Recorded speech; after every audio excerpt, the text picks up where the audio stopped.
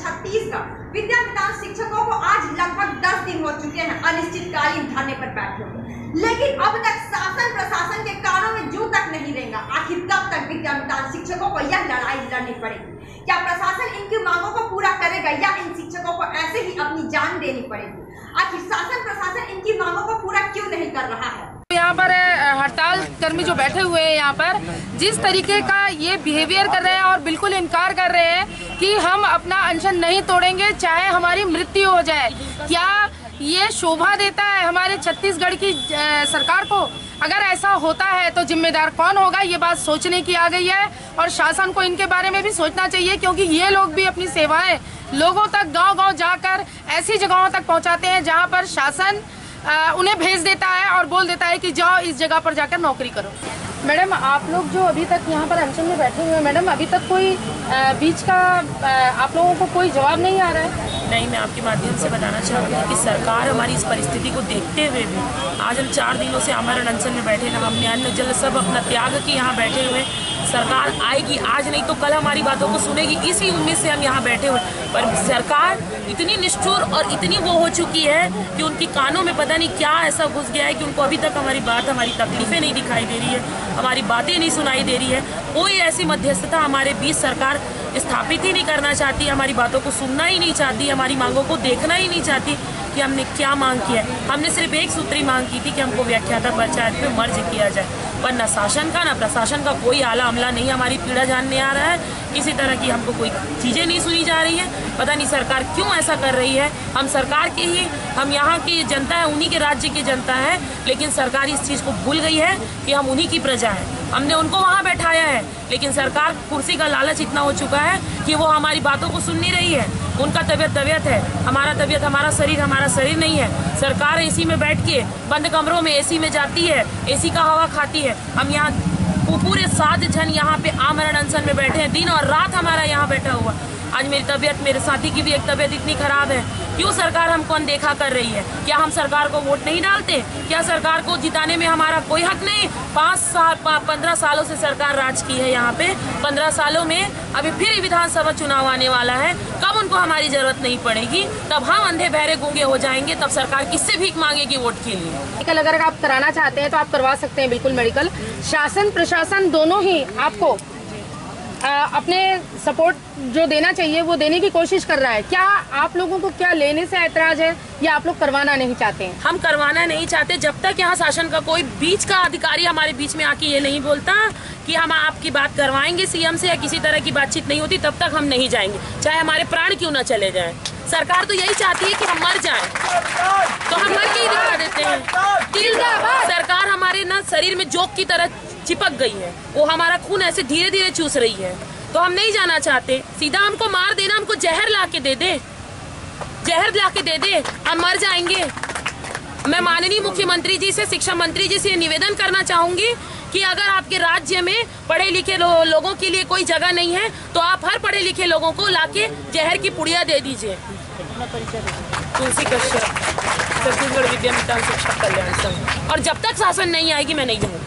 हम क्या, हमारे सारे अनशन के और जितने भी हड़ताल में बैठे वो कोई नहीं जाएगा यहाँ से। तो आज अनशन में बैठे हुए हैं, इसका नतीजा आप खुद देख रहे हैं कि ये क्या हो रहा है। शासन आखिर आप लोगों की बात सुनना क्यों नहीं चाहता है? वजह कि शासन नहीं रह गई, ये लोकतंत्र की शासन नहीं है, राजतंत्र हो गया है, इसलिए शासन को हमारी ज़रूरत नहीं है। अब हम बदले की भावना लेकर शासन के सामने आएंगे, कुछ नहीं करेंगे, हमेशा धरना पे बैठे रहेंगे।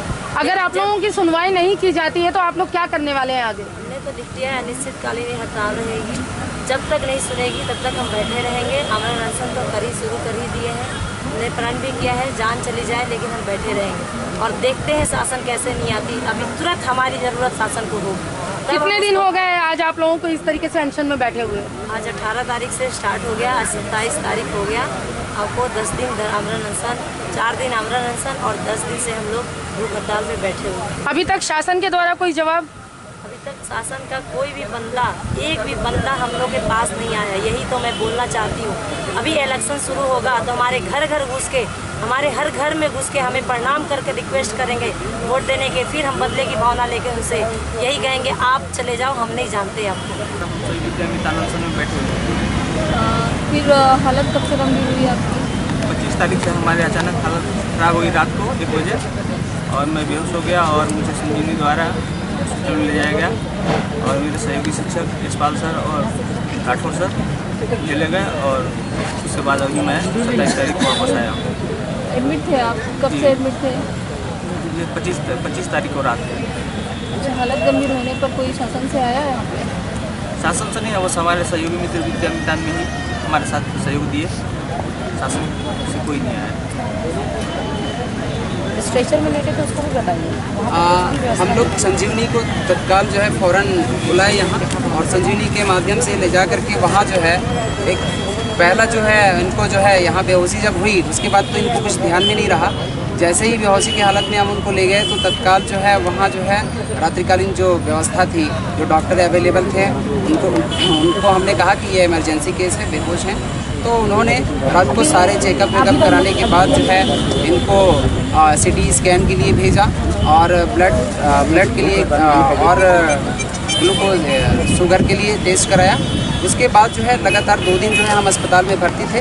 आज की डेट में हमने इनको डिस्चार्ज करा करके वापस लाया है और इनकी 2 अभी जांच और बाकी हैं, जिसके लिए कल मुझे एक फॉर्म दिया गया है जिसे मैं कल सबमिट करूंगा और वो MRI के लिए होगी और एक EEG इनकी जो जांच है वो बाकी है अभी। और फिलहाल ये अभी पूरी तरह से स्वस्थ नहीं है। डॉक्टरों की टीम ने कहा है कि अभी लगातार आपको दवाई चलनी है 2 महीने 3 महीने और आपको जो है ज़्यादा रिस्क नहीं लेना है, इस प्रकार से उन्होंने निर्देश दिया है। लेकिन चूँकि ये एक शिक्षक होने के नाते जो है इनकी मांगों को लेकर के ये भी धरना पर बैठे हुए हमारे सहयोग दे रहे हैं और हमें चाहिए, हमारा मांग है कि हमें 71 पंचायत वर्ग 1 में संविलियन किया जाए और हम चाहते हैं कि शासन हमारे बीच आकर वार्तालाप करे, मध्यस्थता करे। जो भी उनके साथ हमारी वार्तालाप होगी उसमें यदि हमारे पक्ष में सकारात्मक परिणाम प्राप्त होता है तो हम अपने धरना को वापस लेंगे। अगर हमारे पक्ष में परिणाम नहीं मिलता है तब हम अपने जो धरने हैं उसको लगातार आगे बनाए रहेंगे। शासन आपसे मिलने नहीं आई या कोई भी नेता नहीं आया आपके मध्यस्थता करने के लिए, तो आगे की प्रतिक्रिया क्या रहेगी? आगे की प्रतिक्रिया वही होगी कि जो हमारा आमरण अनशन है वो लगातार जारी रहेगा।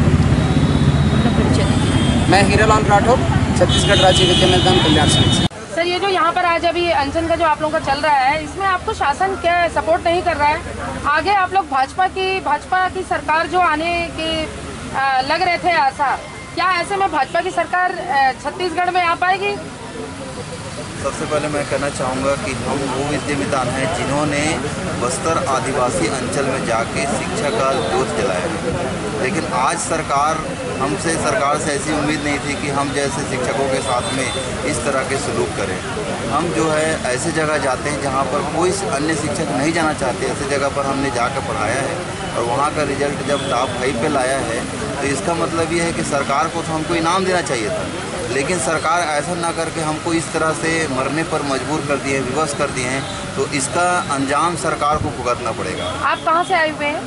मैं बालोद जिला से हूँ और केसकाल में मैं पदस्थ हूँ। केसकाल एक नक्सलाइट एरिया होता है, वहाँ पे मैं पदस्थ हूँ और ऐसे हमारे कई साथी लोग जो कुएँ मारी, बड़े डोंगर, ऐसे मतलब खतरनाक क्षेत्रों में है ना, कोयली बड़ा ऐसे जैसे खतरनाक क्षेत्रों में कार्यरत हैं, सुकमा, बीजापुर ऐसे खतरनाक के नक्सलाइट एरिया पर काम करते हैं। हम शासन से बार बार रिक्वेस्ट करते हैं पर उनको इतनी सी बात भी समझ में नहीं आ रही है।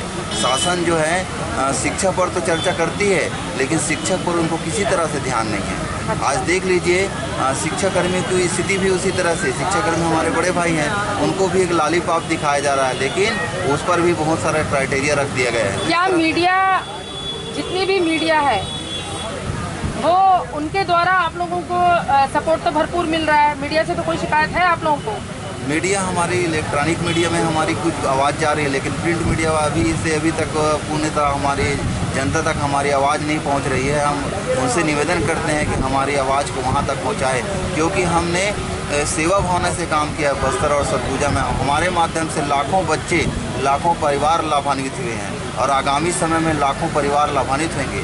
तो हम शासन और सभी मीडिया वाले बंधुओं से निवेदन करते हैं, चाहे वो प्रिंट मीडिया हो या इलेक्ट्रॉनिक मीडिया हो, हमसे निवेदन करते हैं कि हमारी आवाज़ को हमारी जनता तक, हमारे बच्चों तक पहुंचाने की कृपा करें।